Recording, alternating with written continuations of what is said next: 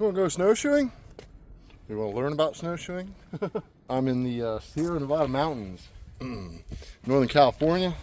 It's actually Olympic Valley, and I'm here to snowshoe today. I used to actually guide tours right here, working for a hotel, that one. And this is Palisades Ski Resort, aka Squaw Valley. The sun is coming out, and that makes me happy. Ah, beautiful Olympic Village. And all that snowshoe stuff didn't bore you yet. Now, you know what? I came here to get two videos. This one that you're watching, and another one. Now, obviously, I'm an amateur here. I'm just getting started, or I'm just out here playing with my toys, having fun, you know. And but this is my bicycle flying camera. This is my my big boy here. But I plan on taking this guy up there and getting some waterfall footage. And I want to make, and I already have begun making kind of meditation types of videos with just nature.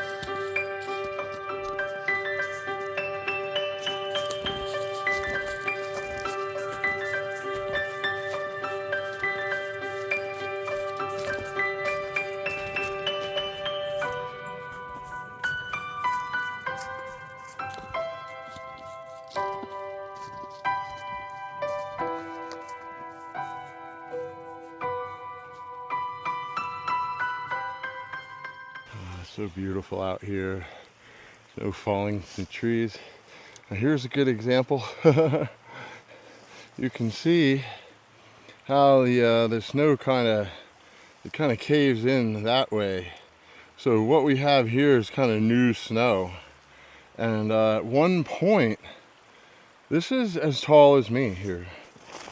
I could walk down into this, and that's as tall as I am. My head would be where the snow line is.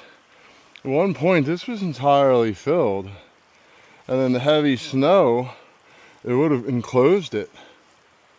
So then it, see not only that, but it enclosed it, and it melts away like a triangle.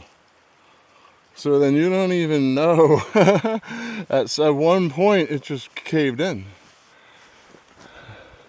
but it concaved first, you know.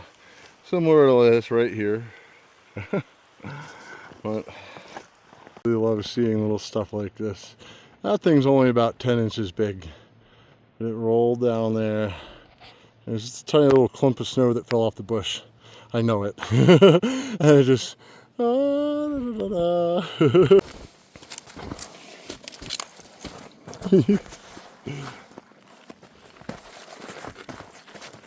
You know, this is actually a ski line. Somebody probably did that yesterday morning.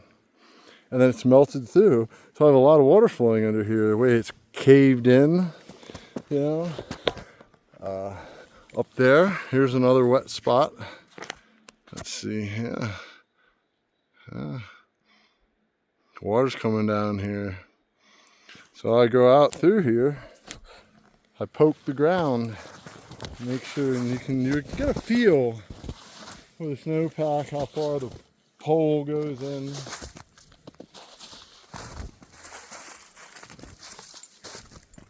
Wow, look at that. Yeah, look at that. I'll go across here.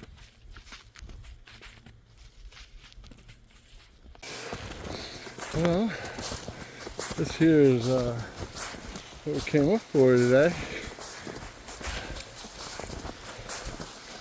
Beautiful, huh?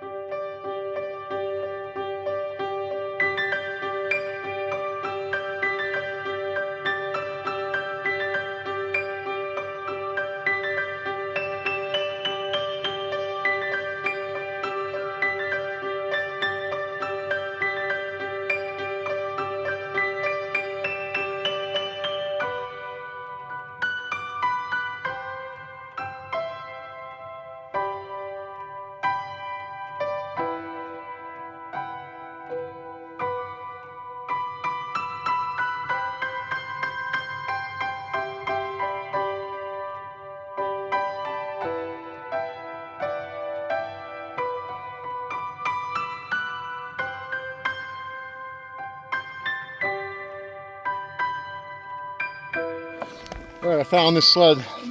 Let's give it a shot. It's just a tiny little hill. All right, come on, snowshoe in there. Let's go.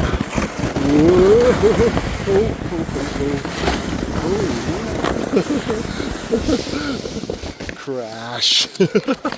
It's so beautiful and pristine up here. It really is. I don't know who leaves a sled in the forest, though. I'm going to assume it's the school. You can't assume it's the worst all the time. I'm going to assume that maybe I should have just left it there. But I'm going to set it over here. Somebody will take it. And what a great day. What a fabulous day. You don't know until you just come out and do it. And you know, I've done this, like I said, probably 50 times. And I just, until I forget just the pure joy and the just calm and serene and the beauty. Even I forget that until I come back out here again and realize, oh God, yes. This pair of snowshoes I got from my local library up in Truckee. And not only that, but they also have snow park permits, so I can park. There's a few snow parks around here, and this will actually work in any California state park. So that's kind of cool. Gotta have it back in a week though. But hey, all right, I'm gonna be down in Blackwood Canyon with this tomorrow and parking. Definitely snowshoe. You know what? I'm in Blackwood Canyon right now. This is the snow park here, and ooh, bathrooms. I can camp here in my car. They do allow that. They don't allow you to pitch a tent or make a campsite. But if you're in an RV or a because actually this is a campground in the summertime. But so I was out there all day with my snowshoes and got some more shots from Shirley Canyon up there in Olympic Valley, and I want to redo some of the footage that I made yesterday because that offset, the offset audio just drives me crazy. I can't post a video like that, but I want to salvage something out of the video and share this experience with you. So is what it is. I have 100 subscribers. No big deal. Cheap snowshoes, but they're free at the library. Now they don't have, when you get a set of snowshoes, a rental or whatever, obviously the guy who rents them to you is going to tell you about them, but you want the buckles on the outside. So they usually have an R or an L it's saying which is which. But with these, they're pretty much identical with the exception of these buckles. So you put the buckles on the outside. So this is the right one, that's the left one. And then, like I said, you want the crampon, right at the tip. As a matter of fact, I was I was out there today, and I had to readjust mine on the trail, just like I said, or I said yesterday at least, because my boot was a little too far forward. And it was just annoying because every time I'm stepping down now, the crampon was too far back. So it was like my foot was rocking on it. And you got to be careful with that. Out here, I was walking through places where I went in with this. It caught onto a tree. So, you really, awareness is the key. Like, as far as things to bring, whatever you're going to need for a hike in the cold. Got my puffer today that I actually wore the whole time here in the canyon because it's a little colder down here than it was in Olympic Valley yesterday and earlier today. So, you can pack the puffer in a jacket. I even have a pair of pants that goes on with this, some gloves. I brought my my big headphones with me for this one, so they act as ear muffs. And I'm walking a mile and a half up there and a mile and a half back, so I wanted to listen to music. I don't bring my earbuds out here. You take your bracelets and your stuff off that's going to come off because you don't want to lose it in the snow. You make sure all your pockets are zipped up and everything is secured away. I even make sure my car keys are in my backpack in a pocket that I'm not going to go in. You know what I mean? But I don't want to open that pocket and have my car keys fall out in the snow. And then, so they're buried in there, and that it gets zipped when I leave the car, and it doesn't get unzipped until I come back to the car.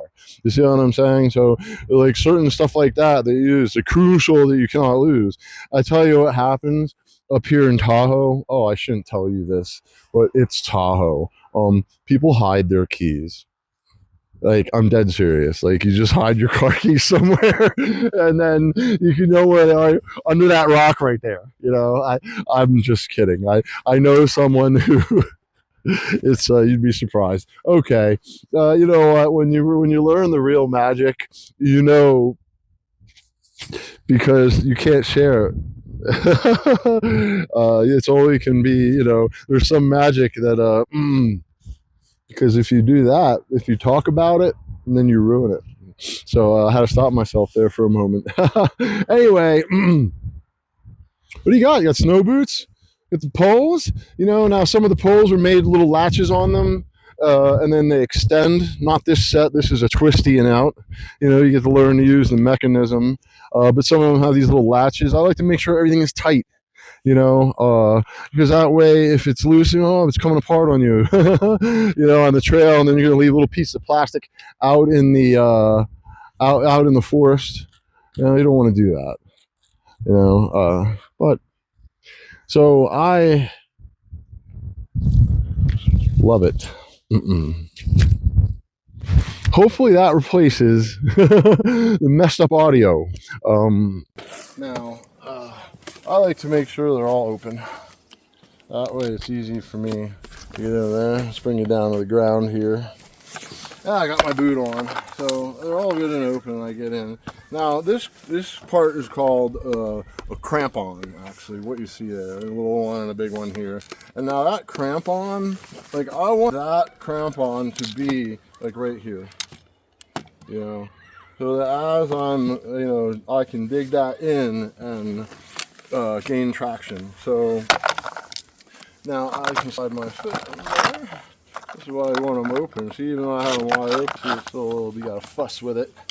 But I'm pretty good at this, and I've done it many times. But you might have to, reposition yourself while you're hiking if it's not comfortable. It's worth it to get it right, and then that way it's easier and it works for you better. If you don't have it strapped on there correctly and something's irritating you every step you take,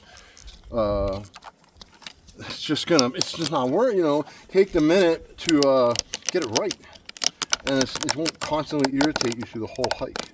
And then not only that, it's you kind of have safety. You really want to be safe. So I have a great technique when it comes to this back strap, that I use the opposite hand and pull through that. You see, and then now I can really gain some leverage and yank that good and tight. And that actually, see the way these are in, because of my boots are just pull-offs, the way I tighten them down, I tighten these down pretty good. That way my boots don't come off. Now I don't recommend pull-off boots like this, like I'm wearing here, because it's just, you can use your imagination. This device is powered by a solar panel in the back of the tree there. And you can see here, it's a, what it says here is they're traveling into backcountry avalanche territory. So what this thing does is, you know, they have beacons that people wear. If you're going to head out there playing, you can stop here and test it. And that is just super cool. I've never seen that before. I mean, wow. I hope you enjoy snowshoeing in the future.